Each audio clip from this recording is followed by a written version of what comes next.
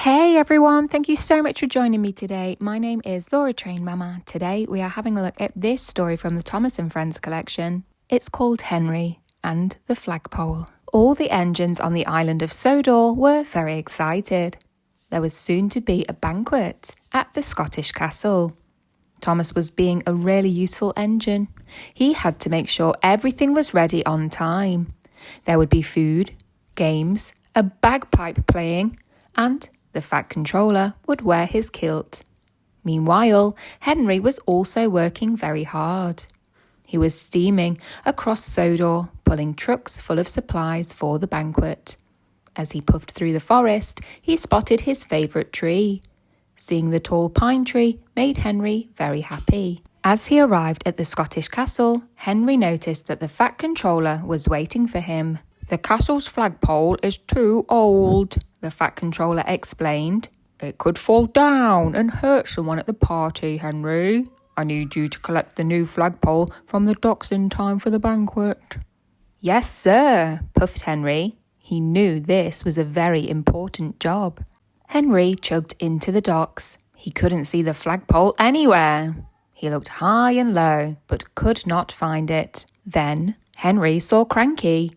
He was so busy saying hello to him that he puffed straight into a flatbed truck with the flagpole on it.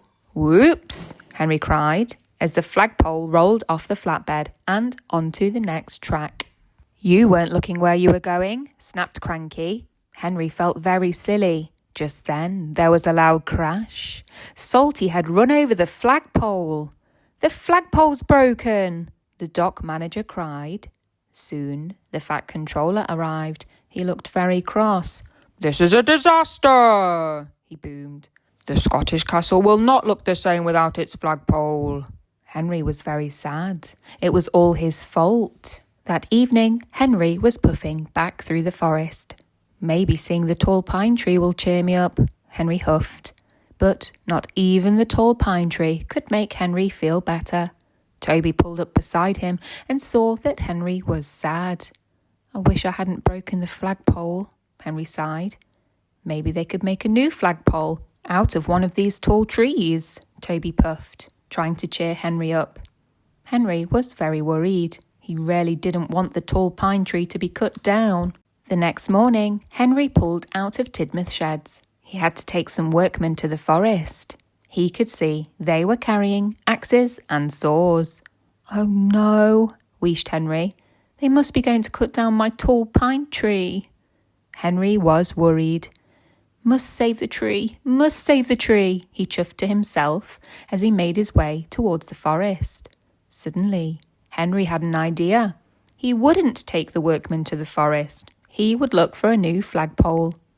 The workmen noticed he was going the wrong way. "This isn't the way to the forest," said one of the workmen, but Henry wasn't listening. He was looking for a new flagpole. Henry puffed past the beach. There was a large red and green flag flying there. The flagpole was tall, but not tall enough. "Bother," wheezed Henry sadly. "I'll never save the tall pine tree." That evening, the Fat Controller came to see Henry at the sheds. "Henry, those workmen had a very important job to do. You have caused a delay," he said sternly. "Tomorrow you will take coal to the docks." The next day, Henry puffed sadly through the countryside. "Soon they'll cut down the tall pine tree," huffed Henry, "and I'll never see it again." Henry was collecting the coal when Thomas arrived. He explained what had happened. "I can't find another flagpole," said Henry. "I've looked everywhere." "I'd look again," puffed Thomas. "Sometimes I find things in places I'd never thought of." Later that day, Henry was puffing across the countryside. "Where can I look that I wouldn't think of looking?" he wondered. Henry looked around. He couldn't see anything that would make a good flagpole. He puffed past the orchard, but he only saw Trevor. "Trevor is very nice," puffed Henry, "but he wouldn't make a very good flagpole." Henry puffed sadly into the docks. "I've looked everywhere," he sighed, "and I still couldn't find a flagpole." Suddenly, Henry's face brightened.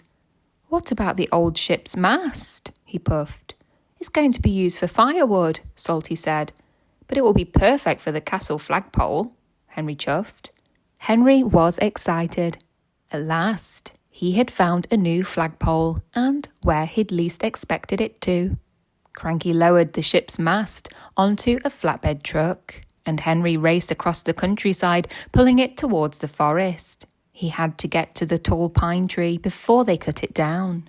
When Henry arrived at the forest, the tall pine tree was still there. He showed the Fat Controller the ship's mast, and he was delighted. "So you won't cut the tall pine tree down?" asked Henry.